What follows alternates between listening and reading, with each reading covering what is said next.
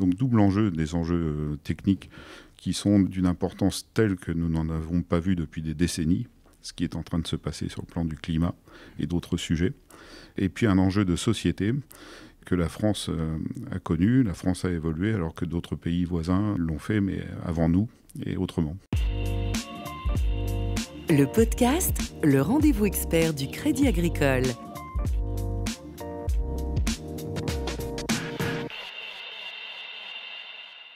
Bonjour à tous et bienvenue dans le podcast. Comme le veut la tradition, en cette période de l'année, ce podcast se penche sur l'agriculture. Son salon 2020 vient de s'achever à Paris et c'est l'occasion d'évoquer l'état de l'agriculture française, ses évolutions, ses difficultés, mais également son excellence, à une époque où plus de 80% des Français plébiscitent un secteur et une profession qu'ils jugent utile. Le monde agricole français vit une période de transition à la fois climatique et écologique. Avec nous pour en parler, Dominique Lefebvre, bonjour. Bonjour. Vous êtes le président de Crédit Agricole SA et de la Fédération nationale du Crédit Agricole. Entre les premières répercussions du réchauffement climatique sur les exploitations, des contestations vis-à-vis des pratiques du monde agricole, des seuils de rentabilité fragiles pour certaines professions, l'année 2019 a été une année mouvementée pour la profession. Quelle est votre analyse de ce moment que vit le monde agricole français et ses agriculteurs ? Alors c'est effectivement un moment assez particulier pour plusieurs raisons. La première, c'est que évidemment le secteur connaît des perturbations et malheureusement c'est habituel. Il y a toujours quelques filières qui sont perturbées par des éléments de marché ou climatiques. Je rappelle que nous avons eu une longue sécheresse et une canicule en 2019 qui a marqué l'activité agricole. Mais en plus de ceci, nous avons un contexte de difficultés croissantes d'échanges entre la société dans son ensemble et l'agriculture, peut-être d'incompréhension, qui est cette fois-ci quelque chose de relativement nouveau, qui perturbe beaucoup les uns et les autres, et qui est une situation qui mérite que l'on s'y penche. Le salon d'agriculture, il avait pour thème « L'agriculture vous tend les bras ». Ce choix, il est congruent à l'année 2019, d'une certaine façon. Il répond en fait à cette situation que chacun peut observer. Et l'agriculture vous tend les bras, ça peut vouloir dire aussi l'agriculture vous tend la main. Et cette main tendue, c'est celle de la nécessité d'un dialogue entre les agriculteurs d'une part et la société et les consommateurs d'autre part, qui sont les uns et les autres un peu perdus dans la situation actuelle. Je pense que cette phrase résume cette volonté de dialogue. Ce qui peut paraître paradoxal, compte tenu des sondages qu'on peut lire ici ou là, et notamment ce sondage Odoxa Dentsu Consulting pour Le Figaro et France Info, publié quelques jours avant l'ouverture du Salon de l'agriculture. 88% des Français ont une bonne ou très bonne opinion des agriculteurs, 90% jugent la profession utile, 89% courageuse. Comment est-ce que vous expliquez ce décalage de perception côté agriculteur et côté français ? Et je pense qu'il y a une forme d'emballement médiatique et une cristallisation sur certains sujets que chacun a pu observer. Mais dans le fond, ces chiffres sont quand même tout à fait rassurants. C'est-à-dire que la population française a une complète confiance dans ces agriculteurs, dans la façon dont ils pratiquent ce métier. Simplement, on a eu la cristallisation de certaines peurs, de certaines angoisses qui se sont exprimées. Je trouve qu'il est évidemment légitime que la population cherche à savoir ce qu'il y a dans son assiette, cherche à savoir dans quel environnement elle évolue. Mais on est allé, à mon avis, un petit peu trop loin dans l'échange, dans la joute verbale, voire physique à certains endroits. Oui, bien sûr. Et pas assez loin dans l'explication des progrès qui sont faits par les uns et les autres, et particulièrement par les agriculteurs depuis de nombreuses années. Donc je pense qu'on a besoin de retrouver, de la sérénité, et certainement des espaces d'échange et d'explication de ce que sont réellement les pratiques des agriculteurs. Donc j'y vois un phénomène qui n'est pas du tout marginal, puisque ça s'exprime quand même beaucoup, y compris dans les médias, mais un phénomène qu'il convient de traiter, évidemment. Je parlais en introduction de transition écologique, de transition climatique. Quels sont pour vous les grands défis sociétaux du monde agricole ? Alors ils sont de deux natures selon moi, c'est une opinion personnelle. Le premier est évidemment un enjeu qui est exceptionnel, c'est celui de l'enjeu climatique.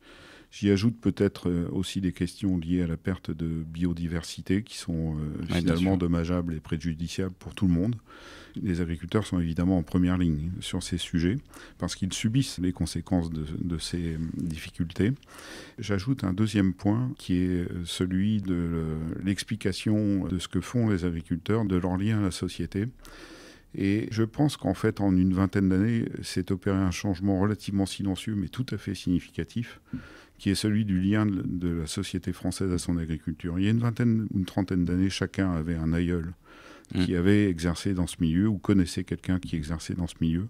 Et la France a complètement changé et n'est plus un pays agricole, de culture agricole, autant qu'il y a 20 ans. Et en fait, les agriculteurs ont à refonder un autre rapport avec la société qui doit peut-être être affectif, certes, mais qui ne sera plus basé sur la nostalgie de la relation que chacun d'entre nous avait avec le monde agricole il y a 20 ans. Et en fait, ça se matérialise maintenant très clairement, cette question. Donc, double enjeu, des enjeux techniques qui sont d'une importance telle que nous n'en avons pas vu depuis des décennies, ce qui est en train de se passer sur le plan du climat et d'autres sujets. Et puis un enjeu de société que la France a connu, la France a évolué, alors que d'autres pays voisins l'ont fait, mais avant nous et autrement. Donc nous sommes un peu à la croisée de tous ces chemins. D'un point de vue climatique, on peut aussi souligner le fait qu'il y a plusieurs exploitations. Par exemple, on sait que certaines régions viticoles ont migré plutôt vers le nord. Par exemple, des céréales de maïs ont effectué une forme de déplacement en fait, géographique. Moi, je vis dans le sud de la région parisienne. J'ai l'impression que je suis confronté exactement au climat que connaissait le Gers il y a une trentaine d'années, lorsque j'étais très jeune. Le Gers qui est près d'Agen. Oui, très jeune agriculteur. Et c'est une réalité, c'est-à-dire qu'il y a 30 ans, il n'y avait pas de coup de chaleur en juin, il n'y avait pas de coup de chaleur en septembre, il ne faisait pas ces températures au mois d'octobre, donc c'est tout à fait palpable à l'échelle d'une vie professionnelle, ce qui est quand même pas si long que ça. Et donc on a forcément un déplacement et des cultures, mais aussi de l'ensemble de l'écosystème autour de nous. Ce qui est frappant, c'est la rapidité à laquelle ces changements ont eu lieu. Les banques et les assurances, elles ont évidemment un rôle primordial d'accompagnement. Comment peuvent-elles aider les agriculteurs tout court dans un premier temps, et puis à réaliser à la fois cette transition climatique et écologique que le monde politique et les consommateurs réclament? Alors les banques et les assurances sont là pour aider à ce que les projets se matérialisent.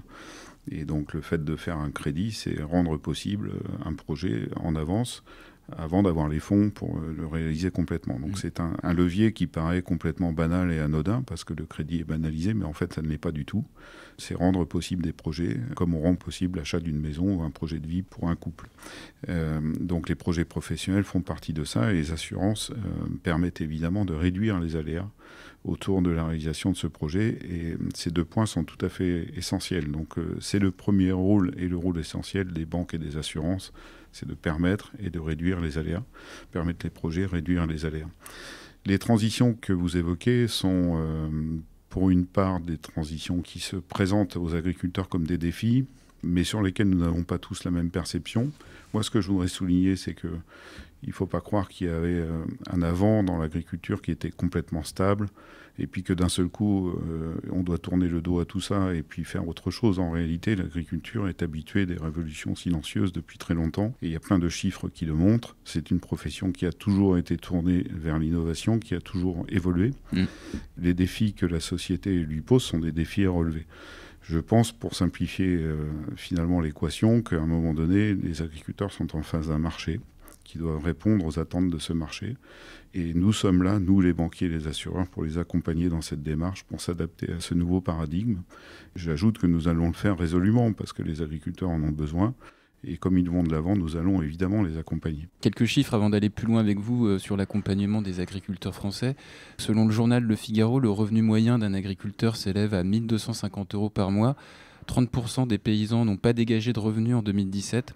De nombreux produits agricoles comme le lait ou la viande sont encore achetés en dessous de leur coût de production. Comment mieux sécuriser les revenus agricoles selon vous ? J'ai envie de faire une réponse très courte et très simple. La sécurisation de la situation de revenus des agriculteurs dépend des marges qui sont dégagées par l'exercice de la profession.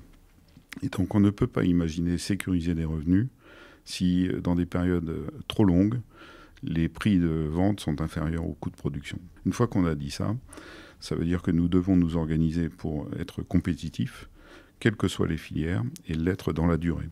Mais il n'y a pas de revenus agricoles s'il n'y a pas de prospérité dans l'activité agricole et des marchés qui rémunèrent à un juste niveau les coûts de production des agriculteurs. Et puis on peut aussi peut-être citer la diversification des revenus de certaines exploitations. Et on a par exemple des cultures céréalières qui fabriquent des pâtes ou des installations qui servent de point de relais pour les colis, des offres de gîtes ou des éleveurs qui pratiquent la méthanisation dans une logique de recyclage de l'énergie? Alors tout ça, c'est déjà parti. Depuis de nombreuses années, il y a des recherches de diversification et les agriculteurs sont des entrepreneurs en réalité. Et donc, tout ce que vous avez cité existe déjà. Il y a des domaines d'activité qui se développent beaucoup, et notamment, je pense, aux unités de méthanisation qui connaissent vraiment un grand développement. Et donc, les agriculteurs n'ont évidemment pas attendu pour se lancer dans ces activités. Ça vient toujours en soutien des revenus professionnels, bien sûr. On se quitte avec des initiatives positives d'agriculteurs qui relèvent certains défis auxquels sont confrontés la profession, puisque vous en connaissez beaucoup, j'imagine. Oui, je connais beaucoup d'agriculteurs, je connais beaucoup de défis. Le but n'est pas ici de les lister. Ce que je veux souligner, c'est que c'est une profession qui structurellement a toujours été de l'avant, a toujours été sensible aux démarches de progrès, et donc je suis assez confiant. On peut constater autour de nous plein d'initiatives d'innovation, et pas seulement d'innovation parce que l'innovation est à la mode, de l'innovation utile, soit dans les méthodes de production, soit dans les modes de production, dans la façon d'arriver à une meilleure efficacité, ou aussi des produits complètement nouveaux, des choses qui ne sont pas encore développées. Et c'est impressionnant parce que c'est un secteur qui n'est pas du tout à la traîne dans la mise en marché de nouvelles idées. Et donc il y a beaucoup d'inventivité, beaucoup de génie, beaucoup d'intelligence dans ces démarches, et je pense que ceci doit nous rendre confiants pour l'avenir. D'adaptabilité aussi. Oui, très clairement. Ouais. Oui, très clairement. Beaucoup de fierté aussi pour cette agriculture française qui est indispensable à notre quotidien. Alors, je pense que nourrir les autres, c'est quand même quelque chose qui n'est pas du tout anodin. C'est important parce que chacun veut savoir ce qu'il mange, mais c'est aussi un métier qui est noble. Et je pense que les agriculteurs en France le font très très bien. J'ose le dire vraiment sans aucune retenue. Nous avons une agriculture qui est très performante à beaucoup de niveaux, une alimentation en France qui est de bonne qualité, qui est saine, et donc je pense que très logiquement les agriculteurs peuvent être fiers du travail qu'ils font. Dominique Lefebvre, président de Crédit Agricole SA et de la Fédération nationale du Crédit Agricole, merci beaucoup. Merci. C'est la fin du podcast. Vous pouvez retrouver cette interview sur notre page LinkedIn et Twitter, groupe Crédit Agricole, et notre page SoundCloud. Vous pourrez poser vos questions à nos prochains invités via nos réseaux sociaux. À bientôt. Le podcast, le rendez-vous expert du Crédit Agricole.